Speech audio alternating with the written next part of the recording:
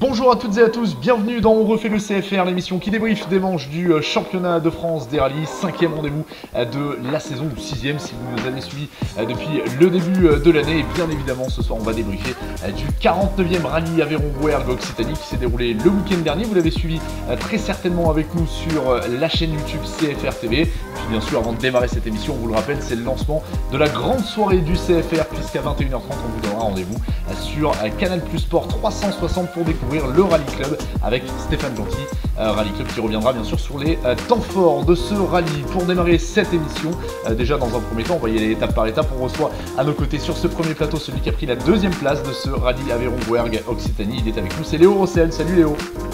Salut.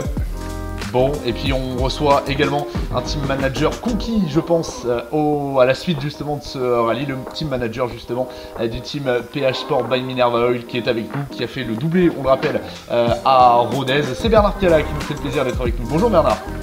Eh bien, bonjour à tous. Bon, je vous remercie en tout cas tous les deux d'avoir accepté mon invitation. On va rester quelques minutes ensemble effectivement pour revenir sur ce rallye. Léo, ma première question évidemment, elle est pour toi. J'aimerais que tu nous expliques un petit peu dans quelle mesure, dans quelles circonstances tu as préparé ce rallye Aveyron-Rouergue Occitanie. On le rappelle, tu étais venu ici en 2018, ça s'était pas super bien passé ni super bien terminé. Comment tu as justement géré ce rallye? Comment tu t'es préparé pour ce rendez-vous? Bah écoute, je me suis préparé un peu de la même façon que depuis le début de l'année. J'ai essayé de faire beaucoup de vidéos. On essaye de se voir pas mal de fois avec Guillaume pour préparer le rallye. Après, voilà, je tombe contre des adversaires qui connaissent très bien les épreuves. Donc le but, c'est d'essayer de les préparer au maximum pour combler l'écart d'expérience. C'est clair que là-bas, c'était pas un très bon souvenir. J'avais eu un gros crash en 2018. J'avais pas fait beaucoup de spéciales, donc on va dire que j'étais content déjà qu'on ne refasse pas la spéciale où j'étais sorti. Et après, j'avais tellement peur au final de ne pas être performant que je crois que j'ai vraiment très bien préparé mon rallye et au final tout s'est super bien déroulé. Ouais, on a vu effectivement que le déroulement du rallye a plutôt tourné à ton avantage. Et oui, on se souvient que 2018, ça n'avait pas été l'un de tes meilleurs souvenirs, je pense. Tu pourras nous le confirmer.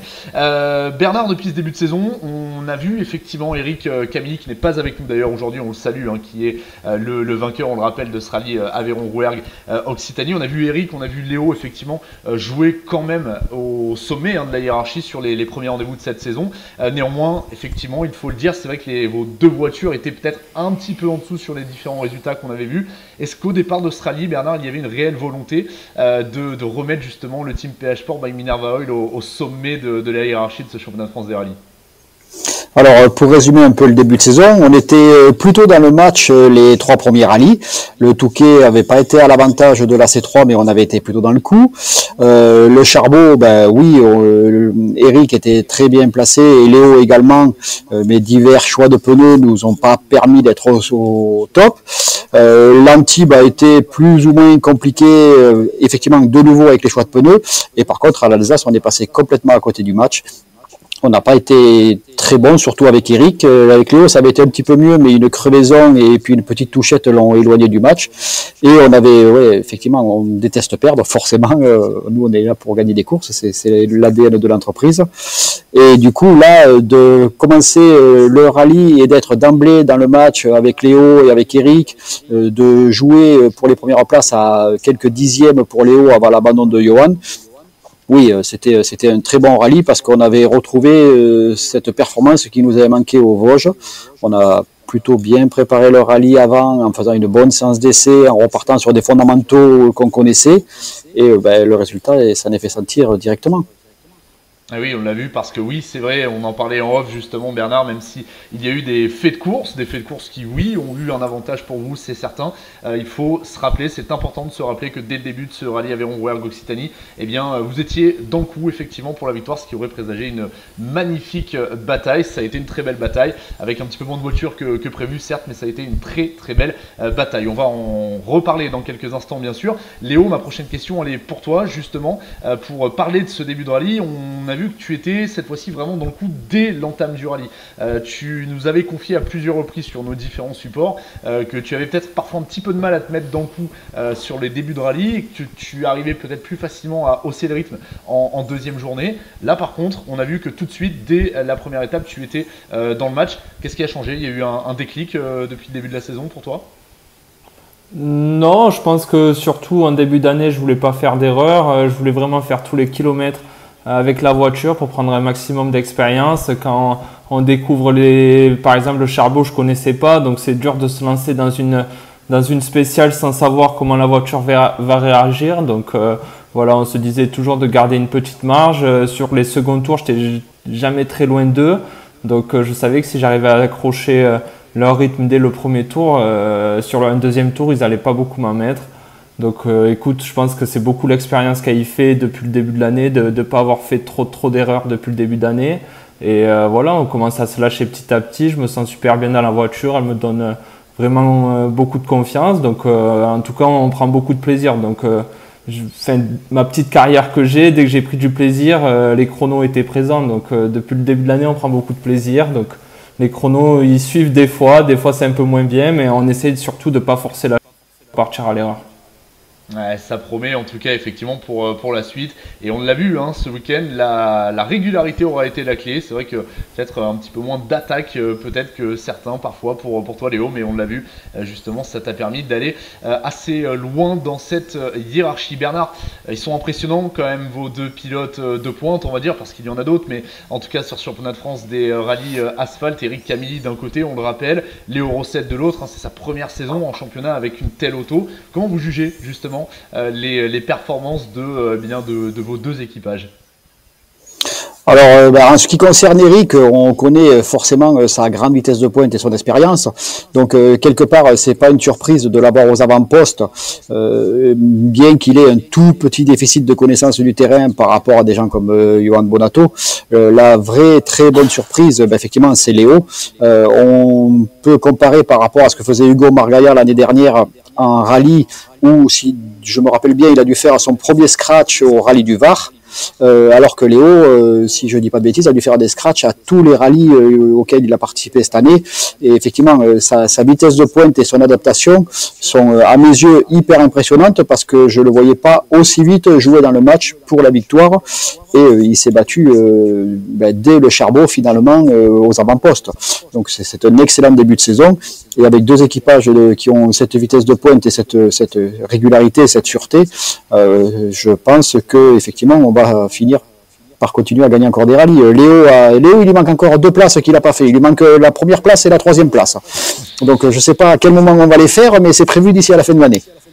Bon, moi j'ai une petite idée quand même d'un rallye sur lequel Léo aimerait peut-être triompher. Bon, enfin bref, ça ne concerne que moi. Léo, ça fait plaisir quand même d'avoir ce genre de retour de la part de Bernard, j'imagine.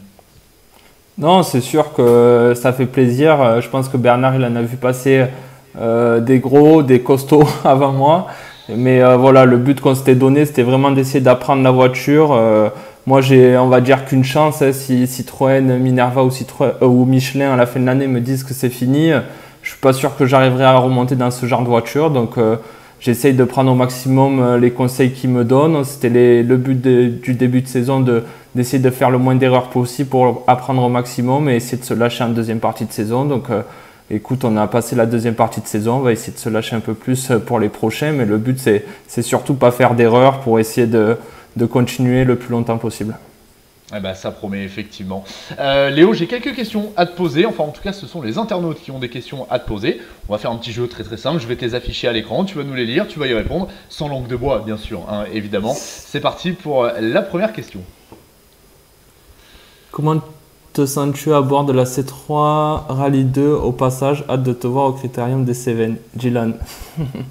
Mais écoute, je me sens bien, la voiture est très agréable, les sièges sont vraiment confortables. Hâte de te voir passer de te voir au Critérium. Mais écoute, j'ai hâte aussi d'être dans les Cévennes. Le passage au Plantier, pour moi, c'est mythique. Donc écoute, faire ce genre de spécial dans ce genre de voiture, je l'ai souvent dit depuis le début de l'année, c'est incroyable. Il y a des pneus, des freins jusqu'à la fin, donc on peut attaquer du premier au dernier kilomètre. Et ça, je pense que je ne l'avais jamais connu avant, donc c'est fort agréable. Bon, super, super, super. Ça promet encore une fois pour ce fameux critérium des Cévennes à domicile pour toi. Deuxième question, Léo, elle s'affiche sur ton écran tout de suite. Quel spécial du rallye Aveyron-Rouergue Occitanie as-tu préféré?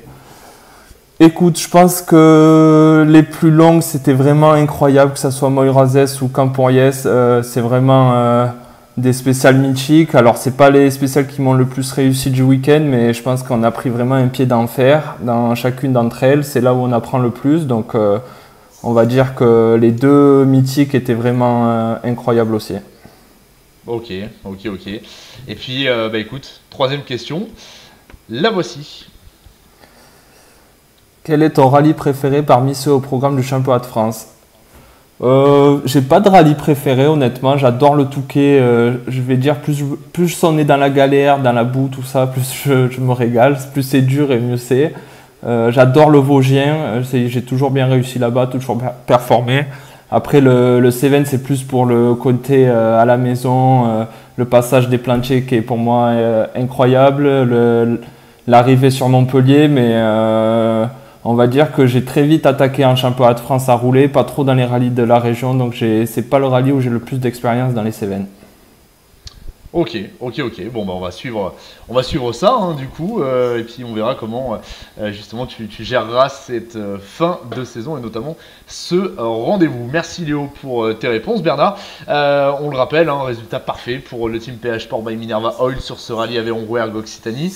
La victoire, la deuxième place. On regardera ça dans quelques instants, mais c'est vrai qu'au niveau déjà du championnat pilote, pour justement ces deux équipages, c'est forcément une bonne opération, mais aussi pour le championnat team, parce que il ne faut pas l'oublier, ce championnat team il est important.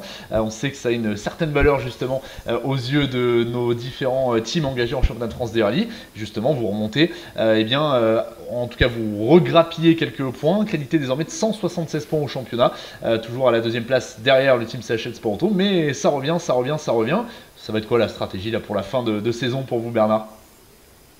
Eh ben, déjà, premièrement, c'est la première fois qu'on fait un doublé en championnat de France. Ça nous était jamais arrivé sur l'asphalte. On avait gagné des courses, mais jamais fait un doublé. On avait fait des triplés en championnat de France sur la terre. Et c'est également la première fois qu'on remporte une manche du championnat team. Ça nous était non plus jamais arrivé. Donc c'est déjà super plaisant d'arriver à faire ce genre de choses, surtout quand on connaît le niveau de l'adversité actuellement. Après, la stratégie, elle est simple, c'est gagner toutes les courses jusqu'à la fin de l'année pour être premier et deuxième du championnat. L'ordre, c'est pas moi qui vais le décider, c'est les pilotes, ils vont se débrouiller, hein, ils vont faire du mieux qu'ils peuvent chacun. Et après, si on peut gagner le championnat team, ça sera la cerise sur le gâteau, mais déjà, amener un de nos deux pilotes au titre de champion de France sera déjà une immense satisfaction.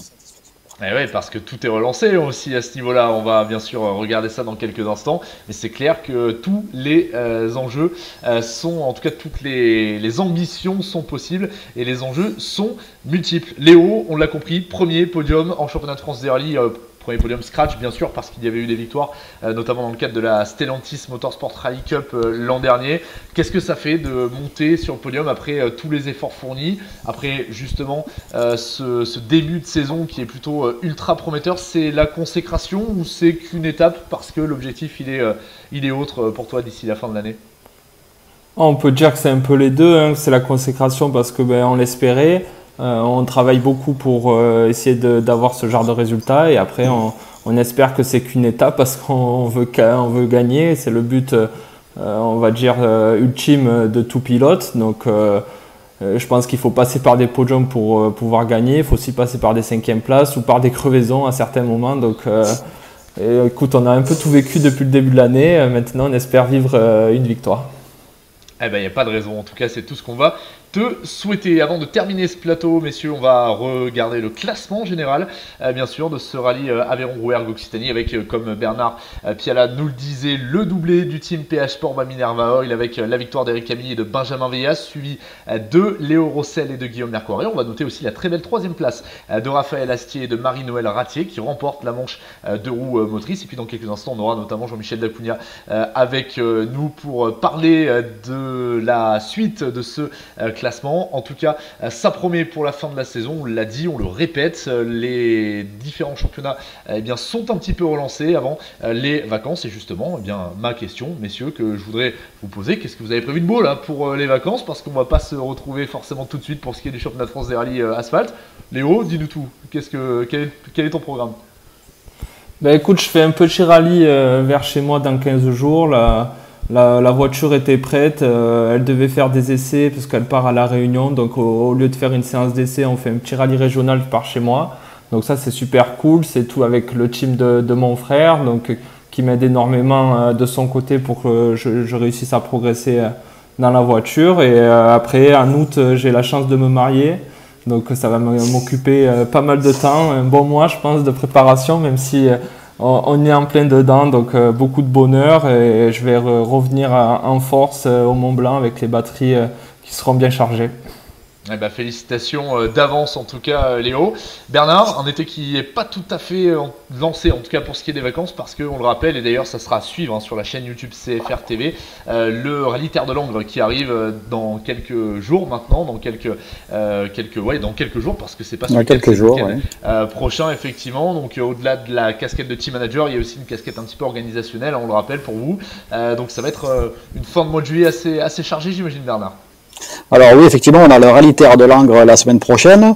En parallèle, on est en train de préparer la voiture pour Johan pour le Chili, qui part juste après le rallye Terre de Langres. On prépare également aussi la voiture pour Johan pour la Finlande, qui se passe 15 jours après le Terre de Langres. Donc ouais, effectivement, on va pas être en vacances tout de suite dans l'été. Et après, après la Finlande, on redémarre très vite avec le rallye d'Autun et le Terre de Lozère. Donc on devrait arriver à couper 2-3 jours vers le 15 août et ce sera déjà très bien. Ça sera pas mal, c'est vrai que dans le monde du sport automobile, les jours off se font rares, effectivement. Eh bien écoutez, je vais vous souhaiter à tous les deux un excellent été. Donc pour ce qui est du Terre de Langres, on le rappelle Bernard, on se donnera rendez-vous du 21 au 23 juillet sur la chaîne YouTube CFR TV bien sûr. Et puis Léo, on se retrouvera un petit peu plus tard du côté de Morzine pour la suite de la saison. Merci à tous les deux, à très vite. Merci, à bientôt. À plus tard.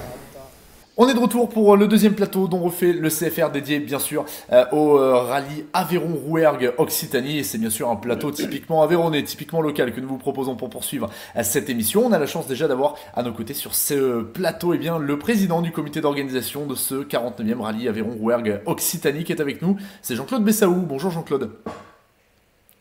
Bonjour Jean-Claude, bonjour Arthur, bonjour Jean-Mi, bonjour tout le monde. Merci en tout cas d'être à nos côtés Jean-Claude et puis deux pilotes effectivement qui ont brillé sur ce rallye bien sûr. On va commencer par un garçon qui a pris la deuxième place du Clio Trophy France, on va en parler avec lui dans quelques instants et quelle fin de rallye ça a été pour lui. C'est Arthur Pellamourgue qui est avec nous, salut Arthur. Salut à tous, bonjour. Bon, merci à toi également d'être avec nous. Puis enfin, on termine les présentations de ce plateau avec le quatrième homme de la hiérarchie de ce rallye Aveyron-Rouergue Occitanie, ancien vainqueur d'ailleurs du rallye. Il a fait franchement le rallye parfait, mais on va en reparler bien sûr avec lui. Il a peut-être quelques regrets, je ne sais pas, quelques objectifs qu'il aurait voulu atteindre. Il va nous dire tout ça. C'est Jean-Michel Dacunia. Salut Jean-Michel. Bonjour à tous. Bon, merci à tous les trois d'avoir accepté justement mon invitation, Jean-Claude. Ma première question, elle va être pour vous, bien sûr. On est à quelques jours justement de la fin de ce rallye Aveyron-Rouergue Occitanie. On le sait, c'est toujours une très très grosse organisation sur les manches du championnat de France des rallyes. Vous en êtes parfaitement débrouillé, donc bravo à vous et bravo à toute votre équipe, encore une fois. Quel est le bilan justement que vous tirez après cette édition quand même réussie, je pense qu'on peut le dire, sur tous les tableaux? Bilan vraiment très très positif. Donc c'est la deuxième année que j'organise le rallye avec l'équipe de Lazare-Werk. Donc la première année l'année dernière, ça avait été un peu compliqué puisqu'il a fallu relancer la machine au dernier moment pour l'organisation du rallye. Cette année, on s'est vraiment appliqué depuis octobre à parfaire le parcours, l'organisation, le roadbook. Vraiment, on a refait plein de petits détails qui pouvaient qu'améliorer l'organisation. Donc l'équipe de Lazare-Werk a vraiment été performante. Je peux vraiment m'appuyer maintenant sur des vrais lieutenants dans tous les domaines, sécurité, communication, sportif. Avec Gérard Fournier, je pense que j'ai un allié idéal et l'équipe dans tous les services vraiment fait un boulot extraordinaire cette année.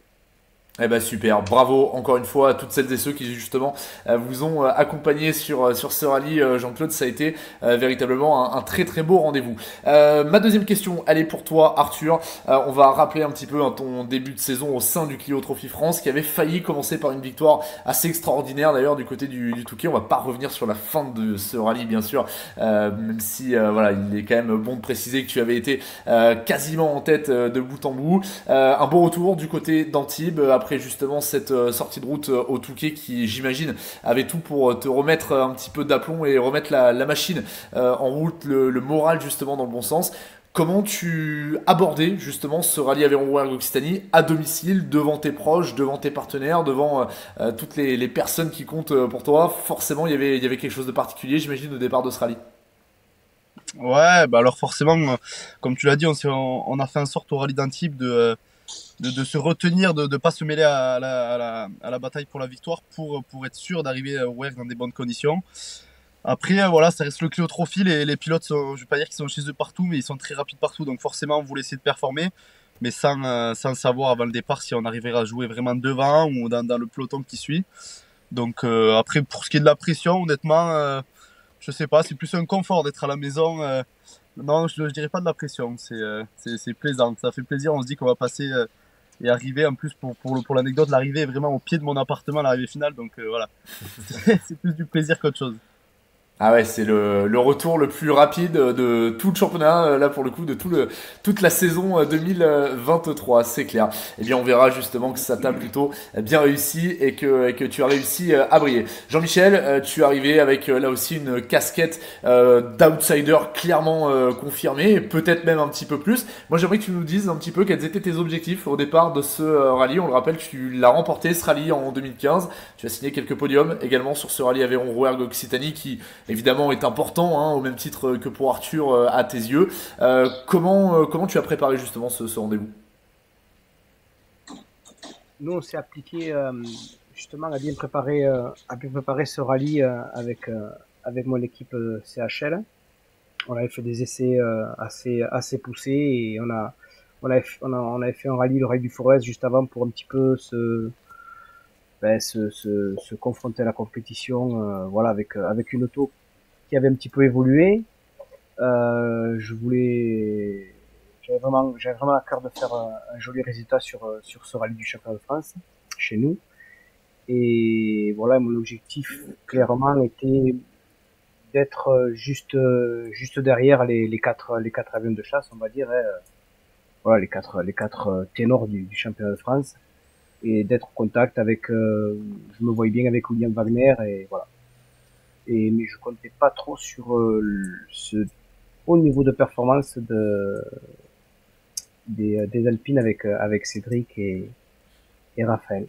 Voilà. Eh ouais, c'est Voilà, vrai que ça a été peut-être pas une surprise non plus, mais quelque chose qu'on n'avait pas forcément vu venir effectivement sur ce rallye où d'habitude les voitures de la classe Rallye 2 effectivement ont un petit avantage, mais je vois pour ce qui est des objectifs, et on verra bien sûr que ça a été plutôt très très bien réalisé. Jean-Claude, j'aimerais qu'on reparle un petit peu de l'organisation de ce rallye Aveyron-Rouergue Occitanie pour toutes les personnes qui nous écoutent, toutes les personnes qui peut-être ont suivi justement ce rallye sur notre chaîne YouTube, qui se rendent pas forcément compte de la partie immergée de l'iceberg. C'est combien de personnes qui travaillent à vos côtés sur ce rallye Aveyron-Rouergue Occitanie au total? Mais déjà, on va dire en octobre, parce qu'en l'été, on va se reposer un petit peu. Donc, dès octobre l'année dernière, donc le choix du parcours, donc avec des objectifs précis, on voulait absolument trouver des nouvelles spéciales, hein. Moi, je souhaite que chaque année, on ait un nouveau chrono pour l'équité sportive, pour que les anciens ne soient pas toujours devant les jeunes. Donc, ça a été déjà compliqué octobre, novembre, décembre. Et puis en janvier, ben, on attaque le roadbook, on attaque les autorisations de passage. Très compliqué. Donc là, on est à peu près une vingtaine, hein, jusqu'au mois de février. Et ça monte crescendo. Donc au mois de juin, on est à peu près 60. Hein. Aux portes du rallye, on est soixantaine. Et le jour J, ben, on est 450. 450 bénévoles officiels, voilà, qui fait donc marcher cette machine infernale qui est le rallye du Rouergue. On ne se rend pas compte, mais c'est une structure démoniaque, quoi. Je veux dire, entre les dépanneuses, les infirmières, les infirmiers, les pompiers, les dépanneurs, enfin, les commissaires et tout le rouage qu'est le rallye, c'est vraiment une machine impressionnante à faire marcher. Et c'est pas évident. Hein, moi, je découvre un peu tout ça depuis 2 ans. J'ai vraiment pris le relais pour vraiment relancer le rallye. Mais voilà, je suis assez fier aujourd'hui de mes équipes. Le boulot est titanesque, on ne se rend vraiment pas compte. Moi, j'ai été pilote pendant 10 ans, donc moi, je gueulais toujours, je râlais quand ça allait pas, que le timing n'était pas bon, que le roadbook était mal foutu. Et maintenant que je suis passé de l'autre côté, je peux vous dire qu'il y a un job qui est phénoménal. Et moi, souvent, j'entends dire des pilotes, on viendra vous aider, on viendra vous aider. Et on ne voit pas beaucoup de monde qui viennent nous aider en termes de pilotes. Et c'est un petit peu dommage. Voilà. Après, aujourd'hui, on est bien en place. Le rallye est en bonne voie, je pense. Hein. Maintenant, depuis quelques jours déjà, depuis lundi, on travaille sur le 50e. On ne s'est pas reposé. On enchaîne de suite le 50e. Et puis voilà. Donc, j'ai envie de dire quand même, on s'éclate. Voilà. Eh ben, tant mieux, c'est l'essentiel effectivement, mais il est très très bon de rappeler, hein, Jean-Claude, qu'organiser une manche du championnat de France des rallyes, organiser une épreuve d'ailleurs tout court, hein, quelle que soit la discipline, c'est évidemment beaucoup de travail. On le rappelle, hein, bien sûr, amis spectateurs, amis internautes, si vous avez, eh bien pourquoi pas l'envie, l'ambition de rejoindre une équipe d'organisation, que vous n'êtes pas très très loin bien des routes du rallye Aveyron-Rouergue Occitanie, ne pas hésiter justement à rejoindre Lazare-Rouergue entre autres et de façon générale tous les clubs de France. Bien sûr, Arthur, justement, on parlait de ce début de rallye, en tout cas on parlait de l'avant-rallye où tu nous disais que la pression à domicile c'était pas forcément ce qui eh bien t'envahissait comme sentiment. T'as vu tout de suite dans le coup, malheureusement une crevaison dans la spéciale numéro 5 qui change un petit peu la donne. Comment je dirais justement tu t'es préparé à aborder la suite de ce rallye? C'était quoi l'objectif à partir de ce moment là? C'était de remonter, c'était de te faire plaisir, c'était pourquoi pas d'aller accrocher une place si tant est qu'il se passe quelque chose devant? Ouais, alors dans l'ordre des choses, bon, d'abord la crevaison est survenue, donc sur le moment précis, on n'a pas le temps de réfléchir à quoi que ce soit, on essayait d'aller au plus vite, on a changé la roue, on est reparti. À l'arrivée, par contre, la déception a été énorme quand on s'est rendu compte du temps perdu, même si c'était, je trouve, très peu pour une crevaison, on a quand même perdu du temps malgré tout. Et au début, non, le temps de s'y remettre, de faire le bilan, de voir ce qu'il en était. On s'est quand même motivé pour bien rouler, pour marquer le coup voilà, dans la dernière spéciale du jour. Donc on a re-signé un scratch au sein de la coupe et c'est vrai que le soir on a refait les calculs, on a vu qu'il était peut-être possible de faire quelque chose et on s'est motivé, on a essayé de rouler avec aucune certitude mais au final il a tout fallu puisque même motivé c'est dans la dernière vraie spéciale que ça s'est joué, qu'on a réussi à remonter sur la seconde marche, mais un podium aurait déjà été magnifique suite à la crevaison. Ah bah c'est clair, t'étais parti pour la troisième place effectivement, ça a un petit peu mieux tourné, on le rappelle. Jean-Michel, un petit peu le même scénario sans parler justement de ces faits de course, mais en tout cas tu avais pour objectif d'être finalement un peu le meilleur des autres, hein, si je comprends ce que tu nous disais tout à l'heure, c'est ce qui s'est produit assez rapidement effectivement. Les faits de course, qui plus est, ont joué un petit peu en ta faveur et en plus de ça en tout cas ont permis justement de magnifier tes chronos et ta performance. Est-ce qu'au départ justement de la deuxième étape, l'objectif c'était d'aller pourquoi pas chercher un podium, on va tous dire hein, bien sûr, pas de langue de bois bien sûr dans cette émission, ou est-ce que déjà cette belle quatrième place qui se profilait était je dirais un résultat pas inespéré mais le résultat que tu étais venu chercher?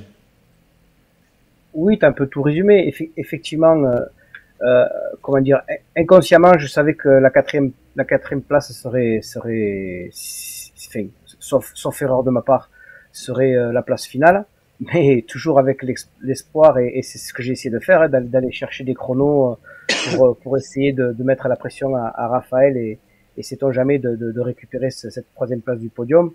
Mais bon, ça a été vain. Il a été meilleur mais bon, j'ai quand même essayé. Avec Bastien, on a quand même poussé, on a tout donné, on a fait de jolis chronos dans les longues spéciales, mais ça n'a pas été suffisant. On a été obligé de se contenter de cette quatrième place. Ouais, qui est déjà très très belle hein, cette quatrième place. Clairement, je pense que vous pouvez en être très très fier. Jean-Claude, au-delà bien sûr de l'aspect organisationnel hein, pour lequel justement je vous interrogeais il y a quelques instants, moi j'aimerais que vous me donniez un petit mot et votre avis justement sur la performance des pilotes locaux. Pilotes pour certains de Lazare-Rouergue, pour d'autres uniquement entre guillemets de la Ligue, mais quand même des gens du coin ou en tout cas des Aveyronnais en puissance, on va dire. C'est une fierté aussi d'être d'un côté l'organisateur de cette très belle manche du championnat, et d'à côté de ça, de voir justement, bien justement des pilotes aveyronnais briller, comme c'est le cas d'Arthur, comme c'est le cas de Jean-Michel, comme c'est le cas notamment de Vincent Leduc par exemple, et tant d'autres. Racontez-nous un petit peu le sentiment qui prédomine justement à la lecture de leurs résultats. Ben déjà, j'ai envie de dire Jean-Michel, égal à lui-même, hein, toujours très très perfo. Donc Jean-Michel, je savais qu'il serait dans les 6 premiers, je le voyais vraiment là. Donc là, c'est au-delà. Après, il y a eu des faits de course qui ont fait que, mais je veux dire, Jean-Michel, déjà, c'est un très très bon pilote régional. Donc je savais que ça allait vraiment très bien marcher. Vincent Leduc, c'est pareil, c'est un pilote Hazard-Werg, un pilote qui a vraiment qui a du talent, qui a exercé il y a quelques années chez Peugeot Sport avec une voiture officielle. Donc là aussi, il y a l'expérience qui a joué son bateau. Et donc du coup, Vincent Leduc, deuxième du trophée Alpine, euh, ça me paraissait aussi logique. Je pensais qu'il allait un peu titiller Pierre Rocher, mais bon, Pierre a roulé aussi très très très vite. Après Arthur, j'en ai parlé, hein, moi je l'ai dit dans la presse, pour moi Arthur c'est la performance avec un grand P. C'est vraiment au-delà, je ne voyais pas Arthur, après la crevaison, honnêtement, j'étais inquiet pour Arthur parce que voilà, j'avais peur d'une bêtise, mais je pense qu'au-delà de toutes nos espérances, et je pense que tous les spectateurs au bord de la route l'ont encouragé, mais vraiment Arthur, je te refélicite encore une fois, puisque ta performance elle est exceptionnelle à mes yeux.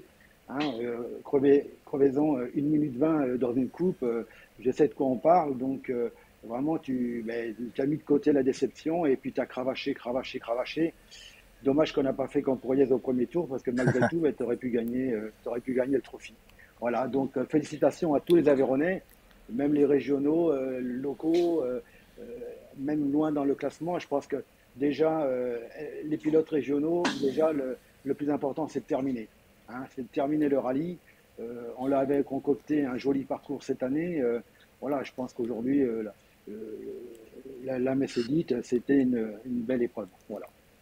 Bah c'est clair, il faut les saluer et avoir une petite pensée pour tous les Aveyronnais, qu'ils soient plus loin au classement, qu'ils soient aux avant-postes comme Arthur ou Jean-Michel. On imagine aussi que c'est pas rien, c'est parfois aussi le projet d'une saison, hein, de pouvoir s'engager sur un tel rallye. Donc bravo à vous. Arthur, on l'a compris, le deuxième de ce trophée, de ce Clio Trophy France, pardon, sur cette manche du Rouergue. Ça se joue vraiment dans la toute fin de rallye. Explique-nous un petit peu quelle est je dirais la sensation qui prédomine avec ton copilote Bastien au moment où justement vous passez la ligne d'arrivée et que vous vous dites waouh, on a fait tout ça ce week-end, on est passé d'une crevaison qui aurait pu tout nous faire perdre à cette deuxième place qui a quand même un petit goût de victoire, on va pas se mentir Arthur. Ouais, bon, déjà pour commencer, merci Jean-Claude pour ces quelques mots et merci pour l'organisation de ce rallye qui nous a permis de rouler comme ça. Ensuite, non, on l'a vu petit à petit venir. On a vraiment essayé de rouler fort. On a quand même eu du mal puisque la dernière fois qu'on faisait les spéciales du samedi, c'était en 2021 avec notre petite Clio N2S l'an dernier, il y a 2 ans, pardon, où là on était bien plus loin dans le classement. Donc on s'est pris un peu un coup les premiers tours parce que la différence de vitesse est quand même incroyable entre ces deux voitures. Et par contre, non, dès le second tour, j'ai compris que là, ce serait sûrement possible parce qu'en forçant avec une prise de risque beaucoup moindre, on a réussi à refaire quasiment les mêmes chronomètres malgré la dégradation des spéciales. Et après, non, honnêtement, dans l'habitacle, c'est assez fou. Ça relie un peu le fait que pour nous, c'est le rallye de la saison. C'est le rallye qu'on suit depuis tout jeune avec mon copilote, même sans y participer. Par exemple, à l'arrivée du dernier point stop de Moirazé, sans même connaître le chrono, l'émotion était folle dans la voiture, de savoir comment est-ce qu'on avait roulé, de savoir qu'on était capable de faire ça. Et en plus, voilà, en regardant les temps, on a vu qu'on était devant. Donc forcément, c'est incroyable. Eh oui, forcément, ça doit avoir une particulière, en tout cas une sensation très particulière évidemment. Et bravo encore à toi pour ce très très beau rallye, Arthur. Jean-Michel, même diagnostic, 4e place pour finir donc effectivement sur ce rallye. J'ai envie de te poser un petit peu la même question. Est-ce qu'à la lecture de ce classement, à la lecture du plateau, à la lecture de tes objectifs, finalement c'est pas un peu une victoire aussi cette belle 4e place? Oui, avec Bastien, on l'a pris un petit peu comme la victoire de l'amateur, voilà. On est un groupe à la Ligue, enfin, de toute façon, en France déjà, et c'est pour ça qu'il y a cette, comment dire, cette finale de la Coupe de France qui donc réunit tous les amateurs avec, même si on a des grosses autos, on reste quand même des amateurs et Et pour nous, c'était vraiment une saveur de victoire des amateurs, parce qu'on sait très bien qu'on n'a pas la prétention de pouvoir accrocher les, euh, les pros, les semi-pros, je sais pas comment ça s'appelle, en tout cas ceux qui font tout le championnat avec dans un type de pointe, avec des voitures de pointe. Et effectivement, à l'arrivée de la spéciale, j'avoue que Bastien avait un petit peu plus d'émotion que moi, je pense, même si j'en avais aussi. Ce qui a eu pour effet de m'en donner encore plus à moi, parce que bon, voilà, j'avais fait déjà beaucoup de Riderwerg, je l'ai remporté une fois en 2015 avec une autre voiture. Donc voilà, et Bastou, c'était plutôt un petit peu sa première, on va dire. Et j'étais très fier de ça, et voilà, on s'entend super bien, c'était magique. C'était vraiment très Ouais, c'est cool. On connaît justement l'osmose qui règne entre vous deux et forcément tu lui as apporté un très très beau résultat, ce qui peut se comprendre. Et puis en parlant de la finale de la Coupe de France, évidemment, on rappelle que tu l'avais emporté en 2019 du côté d'Albi. L'objectif est de se qualifier peut-être pour Ambert et pourquoi pas de la mise, Jean-Michel d'ailleurs à ce propos. Oui, oui, tout à fait, oui, bien sûr. On a vraiment à cœur d'aller y participer et de faire une belle finale et de remettre notre ancien titre en jeu, si on peut dire ça comme ça. Je sais pas, en tout cas d'y aller et de donner le meilleur de nous-mêmes, parce que Ah. c'est tellement beau, ouais, une finale, c'est tellement beau, voilà, c'est une atmosphère très spéciale.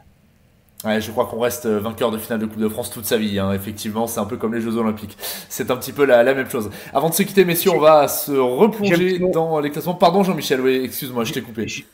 J'ai un petit mot de remerciement à toute l'équipe organisatrice de ce rallye. Jean-Claude sait très bien à quel point ça me tient à cœur de pouvoir participer à ce rallye, et il est magnifiquement bien organisé. La nouvelle spéciale de Golignac a été une très très grande réussite. J'espère qu'on pourra y passer 2 fois l'année prochaine si c'est possible. Elle était vraiment très belle. Bravo Jean-Claude, à toi et à toute ton équipe. Voilà, ça nous procure un plaisir énorme. Et bon, voilà, je vais pas m'étendre là-dessus. Ouais, c'est important d'avoir des remerciements. Ouais. Oui. Et puis vraiment un grand bravo à Arthur, parce que il sait toute l'affection que j'ai envers lui, et vraiment c'est un pilote en devenir, c'est sûr et certain. Oh, je crois qu'il n'y a pas trop de doute, effectivement. Merci Jean-Michel pour ces différents commentaires. Et oui, encore une fois, c'est vrai, comme vous le dites Jean-Claude, c'est toujours important d'avoir évidemment le retour des pilotes suite à cette organisation. Je vous propose qu'on regarde le classement, le top 10 déjà des pilotes régionaux, comprenez par pilotes régionaux, amis internautes, bien sûr, les pilotes de la Ligue Occitanie-Pyrénées du sport automobile, avec donc la victoire effectivement dans ce classement de Jean-Michel d'Acuna et de Bastien Dumas devant Jordan Berfa et sa maman Nathalie, et Patrick Rouillard et Guillaume Zazurka, effectivement, qui prennent respectivement la 2e et la 3e place. Dans ce classement, on voit apparaître effectivement Arthur Pelamourg du côté de la 7e position au général. Et puis bien sûr, on va regarder évidemment le classement du Clio Trophy France qui intéresse Arthur en tout point, avec donc cette 2e place qui est arrachée vraiment dans la toute fin du rallye. La victoire de Benjamin et de Florence Stirling, leur première victoire en carrière sur le Clio Trophy France, et puis la 3e place également de Johan Corberan et d'Amélie Pierron. Le reste du top 10 effectivement est affiché à votre écran. Voilà pour ce qui est de ce très très très beau plateau. Messieurs, une petite question très rapide, les vacances, quel est le programme pour vous? Dites-nous tout. Jean-Claude, on va commencer par vous.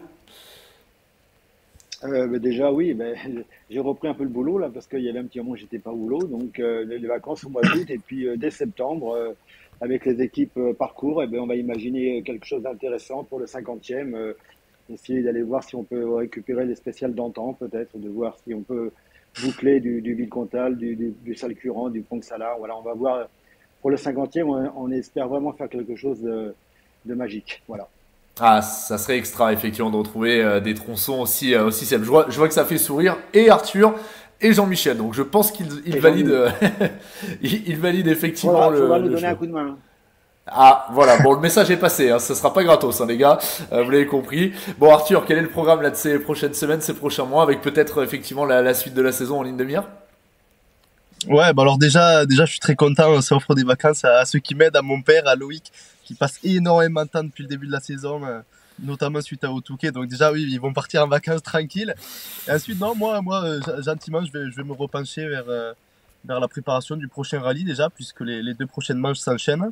Et on va essayer de faire comme d'habitude le mieux possible, mais j'ai encore un bon mois et demi, donc tranquille. Bon, cool. Et toi, Jean-Michel? Moi, les vacances, c'est pas défini pour l'instant, c'est sûr. Bon, on va prendre un petit peu de repos, c'est sûr, une semaine ou deux, je pense. Et puis bon, chez nous, il y a un petit rallye régional qui se fait au mois d'août, là, à Saint-Afrique. Je pense que j'irai y participer. Et aussi, avec Bastien, on a pour objectif de faire une manche, voire plutôt deux manches du rallye du championnat de France Terre. Donc, la prochaine est en Lozère, en fin du mois d'août, et on va tâcher de s'y préparer aussi. Ah bah très très très intéressant et on suivra ça de près puisque je vous le rappelle, Ah bon? le championnat de France des rallye-terres est bien sûr disponible. En tout cas, vous pouvez le suivre sur la chaîne CFR TV. Merci en tout cas à tous les trois. Je vous souhaite un excellent été. Merci d'avoir été avec nous sur ce plateau. Merci. On va pas tout à fait terminer cette émission. On va rester encore effectivement pour le prochain plateau. En tout cas, Jean-Claude, Arthur, Jean-Michel, je vous souhaite un excellent été et je vous dis à très vite. Ciao, Merci. ciao! Suite et fin de ce On refait le CFR consacré au 49e rallye Aveyron-Rouergue Occitanie. On va s'intéresser bien sûr à deux classements bien distincts de ce rallye sur ce dernier plateau. D'un côté le trophée Michelin amateur, de l'autre côté le trophée Alpine Elf Rally. Puis bien sûr pour parler de tout ça, j'ai récupéré à mes côtés la voix du championnat de France des rallyes. C'est Philippe Soin qui est avec nous, qui nous a rejoint. Ça va Philippe? Ça va très bien, bonjour à tous. Bon, je suis ravi de te retrouver après ce très très bon rendez-vous du côté de l'Aveyron. On va y revenir dans un instant. On accueille avec nous le vainqueur du trophée Michelin amateur, c'est Steve Juif qui est avec nous. Salut Steve. Salut Pierre, bonjour à tous. Et puis merci Steve en tout cas effectivement d'être à nos côtés. Puis celui qui s'est imposé pour la deuxième fois de la saison dans le cadre du trophée Alpine Elf Rally, c'est Pierre Rocher qui nous fait le plaisir d'être avec nous. Bonjour Pierre. Bonjour, merci. Eh ben, on est ravis en tout cas de vous avoir tous les deux à nos côtés. Philippe, pour lancer ce plateau, c'est vrai qu'on a eu effectivement aussi bien dans le trophée Alpine Elf Rally que dans le trophée Michelin et particulièrement dans le trophée Michelin amateur, deux très très belles bagarres, de très très belles luttes. Alors oui, l'un des deux a peut-être un peu plus dominé son sujet que l'autre, on va y revenir dans un instant, mais dans tous les cas, on a assisté encore une fois à une superbe manche du côté du rallye Aveyron-Rouergue Occitanie. Oui, c'est sûr, tout à fait. Et puis, comme il est un petit peu le cas depuis le début de cette saison, tous les classements sont intéressants. Il n'y a pas que le scratch. Derrière, ça bouge en permanence. Les écarts sont extrêmement faibles. Et c'est vrai, tu l'as dit, hein, ce rallye Aveyron-Rouergue Occitanie nous a encore offert vraiment un très très beau spectacle. C'était encore une très très belle manche dans ce début de championnat 2023. Ouais, et début de championnat, d'ailleurs, on est passé dans la deuxième partie du championnat, Philippe, hein, depuis le on a samedi, basculé, tout à fait. depuis la deuxième étape. Absolument. Au Rouergue, en principe, on bascule. Ben voilà, c'est fait. Ouais. C'est ça, c'est la manche du milieu, c'est la cinquième manche de cette saison qui nous permet effectivement de couper le gâteau en deux. Steve, ma première question, elle est pour toi, on le rappelle, malheureusement, deux précédents rendez-vous qui s'étaient un petit peu mal passés. On se souvient notamment, entre autres, de l'Antibes avec la petite sortie, avec la Clio Rally 3, hein, c'était bien sûr fort dommageable. Raconte-nous un petit peu dans quel état d'esprit tu abordais ce rallye Aveyron-Rouergue Occitanie. On l'imagine, tu étais très certainement motivé, déterminé à briller, à retrouver les chemins, j'allais dire le chemin défilé. Non, on parle pas de football, mais le chemin de la victoire, bien sûr. Oui, je dirais que c'est ça, hein. C'était vraiment une déception Antibes. On prenait tellement de plaisir avec cette voiture que c'est dommage que ce soit arrêté comme ça. Et puis Vosges, on partait pour faire un super résultat. On a préparé le rallye de la meilleure des manières. Et puis on fait 2 km, on casse un cardan. Donc forcément, la déception après ces deux rallyes, elle était énorme. Pour le championnat, ben ça partait mal. Et on a abordé le Rouergue honnêtement en se disant, ben on le prépare peut-être un peu moins que les autres, dans le sens où j'ai pas envie d'être déçu de la même façon. Et puis on y va pour se faire plaisir, en se disant, ben si là ça fonctionne pas, ben c'est clair, le championnat il s'arrêtera là. Si ça fonctionne, ben tant mieux, on continue. Puis on a pour deuxième objectif d'aller au rallye du Mont Blanc. Et voilà l'état d'esprit qu'on a pris ce rallye. Et oui, bien sûr. Et puis là, pour le coup, effectivement, ce sont malheureusement pour les adversaires, les petits copains qui ont eu quelques soucis. On va en reparler, bien sûr, dans un instant. On va parler maintenant du trophée Alpine Elf Rally. Effectivement, avec toi, Pierre Rocher. On le rappelle, hein, tu avais remporté la manche précédente, la manche d'Antibes, en l'occurrence. On a quand même l'impression, et ça fait d'ailleurs très, très, très plaisir de le voir, que cette Alpine A110 RGT, hein, que tu avais d'abord piloté du côté du rallye du Var l'année dernière, avant effectivement de débuter cette saison, ce trophée d'Alpine, on a l'impression qu'elle te va comme un gant. Explique-nous un petit peu comment tu te sens au volant de cette voiture. Oh bah, je me sens très bien parce que c'est vrai que c'est une super voiture. On s'aperçoit quand même que malgré les 2 roues motrices, on est quand même pas très loin des R5.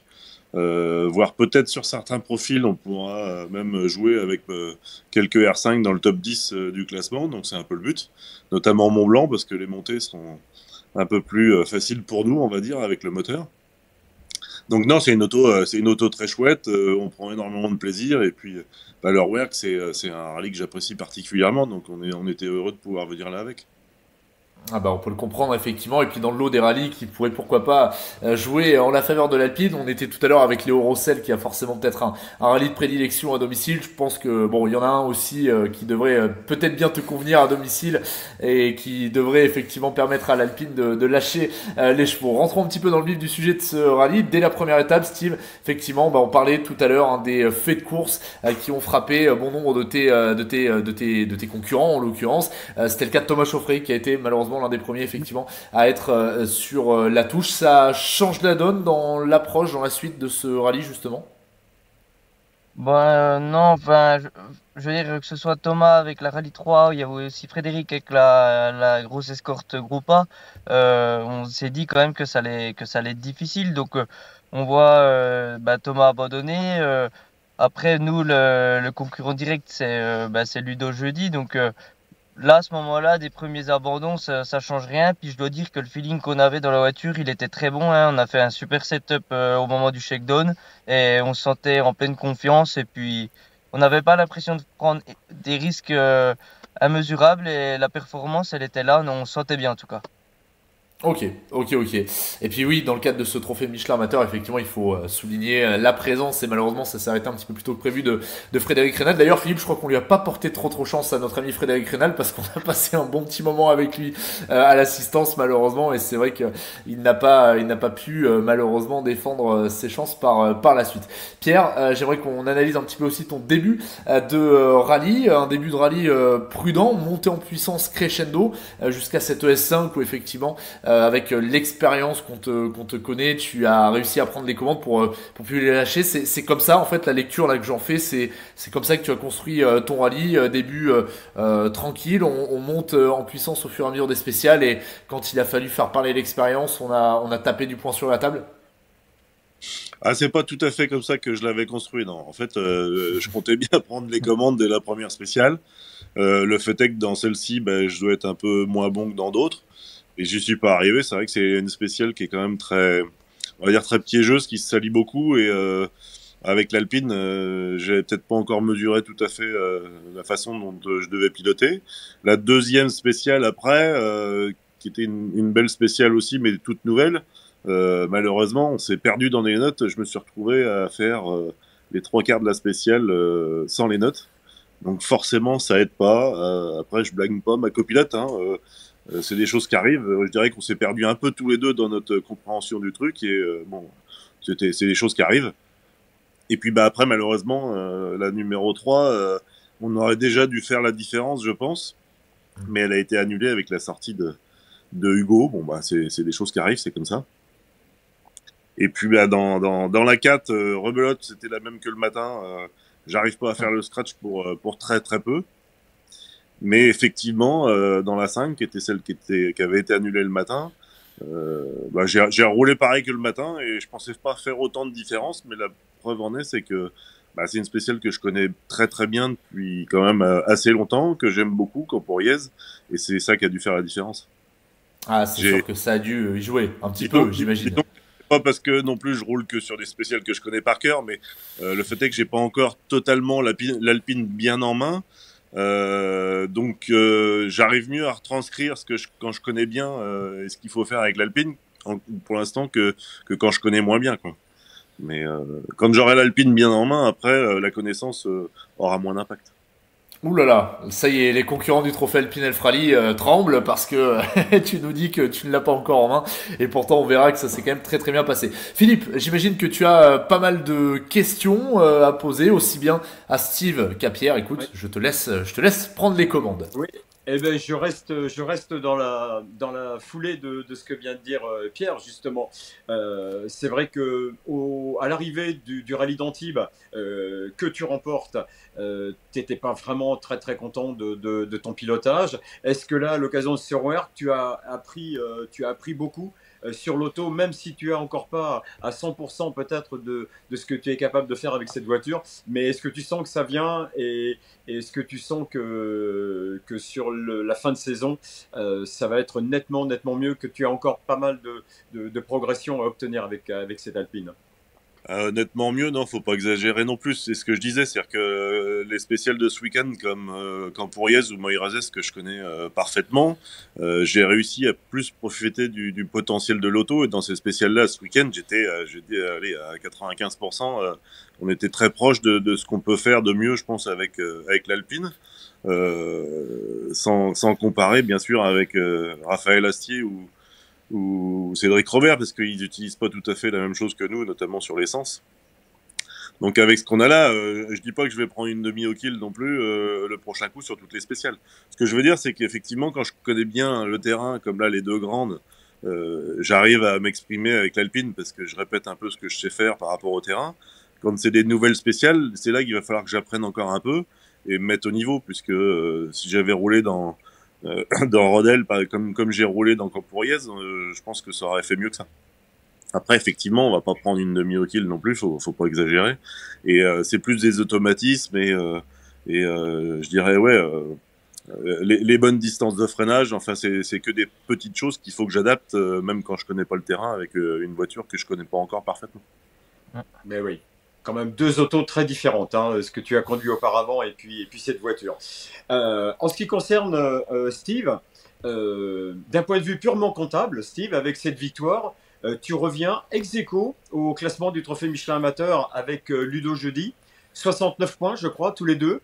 Ça veut dire que ça relance sacrément bien la saison, la fin de saison, ça, hein, pour la victoire finale dans ce Trophée Michelin Amateur. Oui, franchement, je trouve que c'est bien, que ce soit pour lui ou pour moi, on remet les compteurs à égalité. Euh, voilà, je reste persuadé que le trophée Michelin, ça va être une course de régularité, mais on le voit bien sur des rallyes comme le Rouergue, c'est tellement piégeux on a vite fait d'en faire une. Il y avait aussi le show qui s'est mêlé où les mécaniques, elles souffrent aussi. Je dis pas que tous les rallyes ce sera ça, mais en tout cas, on voit bien chaque rallye a ses particularités, ses difficultés. Et maintenant, faut essayer de viser en tout cas, de se placer pour être au bout et puis de marquer des points importants. Oui, parce qu'on on va pas faire des pronostics dès maintenant, c'est déjà trop tôt. Mais on voit mal qui pourrait venir vous perturber tous les deux dans la victoire finale. Dans le sens où vous avez décidé de jouer tout le championnat, d'être présent sur toutes les manches, hein. Fred Reynal, c'est vrai qu'il aurait pu gagner, c'est vrai que on le connaît bien, il avait le talent, il avait la voiture pour s'imposer, mais si on le revoit maintenant, ça sera qu'au Seven, Fred. Et puis les Rallye 3, je vois mal un pilote venir s'engager régulièrement sur les manches restantes avec une Rallye 3. Donc effectivement, ça risque fortement de se jouer entre vous deux. Oui, je pense que ça va être un duel qui va se passer comme ça. Après, nous, clairement, pour le moment, je suis même pas dans la certitude qu'on puisse faire tout le championnat. C'est clair que là, le résultat là, il nous pousse à aller au Mont Blanc. Au Mont Blanc, on verra bien comme ça se passe et si on continue ou pas. La volonté, elle y est, mais bien évidemment, c'est les finances qui parlent. Donc, on fera le point rallye par rallye. D'accord. Bon, ça promet tout ça en tout cas, mais effectivement Philippe, hein, comme tu le disais, c'est vrai on voit mal hein, qui pourrait contester la suprématie de Steve ou effectivement de Ludovic dans le cadre de ce trophée Michelin amateur. Quoique, vous avez peut-être vu sur les réseaux sociaux que notre ami Thomas Chauffret cherche bien sûr des solutions pour être à nos côtés sur la fin de la saison. Pierre, en tout cas, c'est une deuxième victoire cette saison pour toi dans ce trophée Alpine Elf Rally. Une victoire tout en maîtrise en l'occurrence, car oui, même si on a compris, tu aurais préféré prendre les commandes un petit peu plus tôt, tu as dû attendre effectivement la fin de la première étape pour se faire. Ça a été quand même un gros succès, même si derrière il y avait par exemple un garçon comme Vincent Leduc hein, qui connaît parfaitement l'Alpine et ses spéciales en l'occurrence. Il fallait quand même se cracher dans les mains, tu l'as fait. Une très très belle victoire qui fait du bien dans l'optique du championnat pour toi. Oui, ça fait du bien et puis c'est important parce que bon, ce sera pas facile de toute façon jusqu'au bout. Surtout que moi, on a un joker dans le trophée, mais je l'ai déjà utilisé parce que j'étais pas là sur la première manche. Donc après, il reste encore 3 courses. Ça va être long. Il va surtout falloir ne pas faire de bêtises ou encore moins abandonner pour pouvoir prétendre à quelque chose. Et oui, bien sûr. Et puis dans ces 3 courses, hein, forcément, ce rallye Cœur de France, région Centre-Val de Loire, tu l'attends avec beaucoup de hâte, j'imagine. Oh, pas plus que le Mont Blanc ou le Var. Je dirais avec l'expérience du championnat de France aujourd'hui, je dirais que je connais presque aussi bien le Mont Blanc que le Cœur de France. Donc non, enfin, on va se faire plaisir en tout cas sur les 3, ça c'est sûr. Eh ben, ça promet en tout cas. Ça va être sympa de voir le niveau de compétitivité de l'Alpine à 110 RGT sur ces 3 rallyes, c'est sûr. Steve, malgré tout, malgré ce que tu viens de nous dire, malgré le fait que pour l'instant tu n'avais pas de certitude hein, quant à la fin de saison, je dirais que sportivement parlant, quand même, cette victoire là que tu viens de signer effectivement à Rodez, au-delà de l'aspect championnat, au-delà de l'aspect point, elle fait du bien au moral, elle remet quand même les choses en place. Ah non, mais c'est clair, ça fait du bien. La victoire, elle fait du bien. Le niveau de performance qu'il y avait sur certaines spéciales, c'était vraiment beau. Voilà, pouvoir se battre au début avec Tom, Ludo, enfin, en tout cas, c'était vraiment intéressant. Voilà. Là, ça me motive vraiment à poursuivre et essayer de faire une performance au Rallye du Mont Blanc. Ouais, y a pas de raison, hein. Y a pas de raison. On croise les doigts pour Ouais. que tu y sois, Steve. Ça serait vraiment dommage de pas pouvoir compter sur toi et de se priver justement de ta présence. Philippe, pour résumer un petit peu la totalité de ce qu'on vient de se dire, aussi bien avec Steve qu'avec Pierre. Alors oui, effectivement, la saison elle est pas terminée, mais en tout cas avec Steve sur le trophée Michelin amateur et bien sûr Ludovic jeudi comme on le disait tout à l'heure et puis Pierre Rocher de l'autre côté sur le trophée Alpine Elf Rally, on a peut-être quand même, hein, on peut d'ores et déjà en parler. On a au moins 2 très très gros clients pour le gain final. Je pense que tu seras d'accord avec moi, Philippe. Ah ben oui, c'est évident, hein. D'ailleurs, je rebondis sur une autre question pour Pierre, hein. Pierre, tu joues les premiers rôles sur le championnat de France depuis presque 15 ans maintenant, hein. 2009-2010, tu commençais déjà à récupérer tes premiers podiums. Il ne faut pas oublier qu'à 4 reprises, tu as été vice-champion de France des rallyes quand même. Donc tu étais habitué à jouer avec les meilleurs. Là, tu es un petit peu en retrait parce que la voiture n'a pas les mêmes performances que les Rallye 2 qui jouent devant. Comment tu vis ça? Est-ce qu'il y a un petit peu de frustration ou est-ce que tu es carrément dans ton truc, dans le trophée Michelin et que tu te dis et que tu ressens le même plaisir en fait? Oh non, je ressens le même plaisir. Et puis, je dirais qu'il y a aussi un petit peu moins de motivation après 14 ou 15 années, comme tu l'as dit, à jouer les premiers rôles en championnat de France. Aujourd'hui, le niveau, je pense, depuis 4-5 ans, a largement évolué, notamment avec les Rallye 2. Et je sais pas si c'est que j'ai passé l'âge ou si j'ai moins envie, mais disons que j'avais envie de mettre une saison un peu plus sur le mode plaisir plutôt que le mode bosser pendant une semaine, parce que pour aller se battre avec les cocos devant là qui vont vraiment très vite, ça devient plus juste une semaine de vacances et de plaisir, mais il faut vraiment se mettre dans le championnat. Là avec le trophée Alpine, on va dire que c'est un peu plus cool et ça me va très bien. J'ai 2 entreprises qui m'occupent bien déjà toute la semaine, et quand je pars en rallye, c'est aussi pour avoir une semaine tranquille, plaisir. Voilà, le plaisir, c'est l'essentiel. Oui. Le bon compromis. Ouais, et j'ai une question pour Steve. On t'a vu à l'Antibes avec au volant de la Clio Rallye 3. Est-ce qu'on peut te revoir d'ici la fin de saison de nouveau avec cette voiture? Elle est éligible dans le trophée Michelin amateur, donc ça pose pas de problème. Ça, c'est une très très bonne question. Ça c'est une question qui va attiser un petit peu notre curiosité. Allez, dis-nous tout, Steve. Ben non, mais moi je signe tout de suite. J'ai pris tellement de plaisir avec cette voiture que non, ben si je peux, on va le faire. Maintenant, ben, vu qu'on est quand même serré au niveau budget, c'est peut-être mieux de maintenir la régularité avec la Rallye 4 que de vouloir faire 2 rallyes, par exemple avec la Rallye 3, puis devoir arrêter. Si l'occasion se présente, on le fera, mais pour l'instant, il n'y a aucun plan de prévu. Mais la volonté, elle est là. Bon, bah là aussi, on va croiser les doigts. Ça peut être très très sympa. Les amis, j'adorerais rester encore plus longtemps avec vous, mais c'est vrai que le temps tourne et on va déjà devoir effectivement clôturer cette émission. Avant de se quitter, on va se replonger déjà dans le classement du trophée Michelin sur cette manche du rallye Aveyron-Rouergue Occitanie. Ce classement qui s'affiche sur votre écran. Alors, on le rappelle, hein, bien sûr, que le trophée Michelin est scindé avec le trophée Michelin Premium, comprenant notamment les voitures de la classe Rallye 2 et de la classe RGT. Et puis le trophée Michelin amateur, donc c'est Eric Camilly qui s'impose devant Raphaël Astier et Jean-Michel Dacugna pour ce qui est du trophée Michelin Premium, et donc dans le trophée Michelin amateur, la victoire de Steve Juif et de Maxime Bigal qui est affiché sur un fond rouge sur votre écran devant Gaël Alquier et Marion Alquier qui étaient justement avec la Clio Rallye 3, et puis on notera également la belle 3e place de Mireille Viduera et de Mélanie Tandy. Et puis bien pour ce qui est de Pierre Rocher en l'occurrence, le classement du trophée Alpine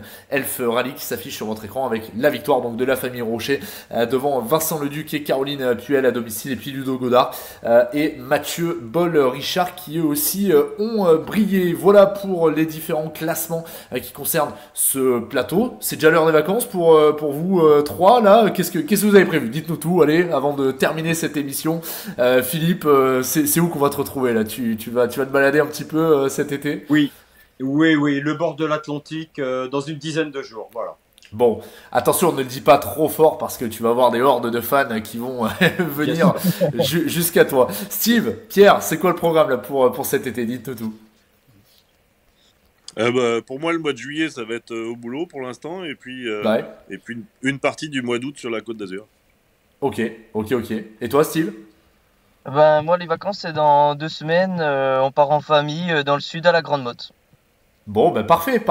Je connais bien le coin. C'est pas très très loin de chez moi en l'occurrence. Donc, eh bien, on se croisera peut-être. Écoute, on se croisera peut-être effectivement avant de relancer la saison. Merci en tout cas à toutes et à tous d'avoir été à nos côtés pour ce On refait le CFR consacré au 5e rendez-vous de la saison 2023 du championnat de France des rallyes, le 49e rallye Aveyron-Rouergue Occitanie. On vous donne rendez-vous à plusieurs reprises, à plusieurs égards dans les prochains jours. Déjà, bien sûr, vous restez évidemment connectés ce soir pour poursuivre la grande soirée du CFR. Rendez-vous à partir de 21h30 sur Canal Plus Sport 360. Vous découvrirez le Rallye Club consacré justement à ce rendez-vous présenté par Stéphane Gentil. Ça sera donc à 21h30 sur la chaîne YouTube CFR TV avant justement la reprise du championnat de France des rallyes asphalte. On se donnera rendez-vous bien sûr le 21 à partir du 21 juillet, du 21 au 23 juillet pour le rallye Terre de Langres pour poursuivre le championnat de France des rallyes Terre. Vous l'avez peut-être vu, il y a quelques surprises avec la présence notamment de Nicolas Gréadzine qui a été annoncé. Du 25 août au 27 août, on relancera le championnat de France des rallyes Terre avec le rallye Terre de Lozère. On s'y retrouvera bien sûr pour relancer tout ça, et puis bien sûr une semaine après, ça sera la reprise pour le championnat de France des rallyes asphalte, le 75e rallye Mont-Blanc Morzine. Et on se donnera rendez-vous, nous quant à nous, dans On refait le CFR le jeudi 7 septembre pour débriefer de tout ça. Philippe, Steve, Pierre, je vous souhaite un excellent été et je vous dis à très très vite. Pareil, merci, à bientôt. Merci. À bientôt, ciao.